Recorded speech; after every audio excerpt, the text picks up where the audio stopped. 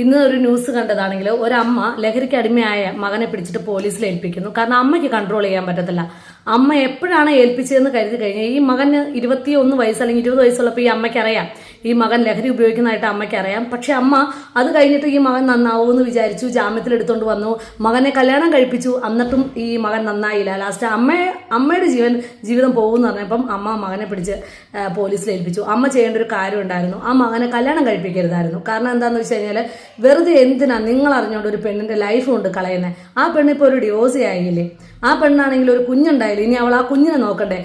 സ്നേഹം നിറഞ്ഞ കേരളത്തിലെ അമ്മമാരെ, നിങ്ങളുടെ മക്കൾക്ക് ഇങ്ങനെ പ്രശ്നങ്ങളുള്ളവരാണെങ്കിൽ, നിങ്ങളുടെ മക്കൾ ലഹരിക്ക് അടിമയാണെങ്കിൽ, നിങ്ങൾ ഇപ്പം ഈ അമ്മ ചെയ്തതുപോലെ എന്തെങ്കിലുമൊക്കെ ചെയ്യുക. പോലീസിനെ പിടിച്ചേൽപ്പിക്കുകയോ വേറെ എന്ത് വേണമെങ്കിലും ചെയ്യുക. ദയവ് ചെയ്തിട്ട് കണ്ട പാവപ്പെട്ട പെൺപിള്ളേരെ തലയിൽ കെട്ടിവെക്കാതിരിക്കുക.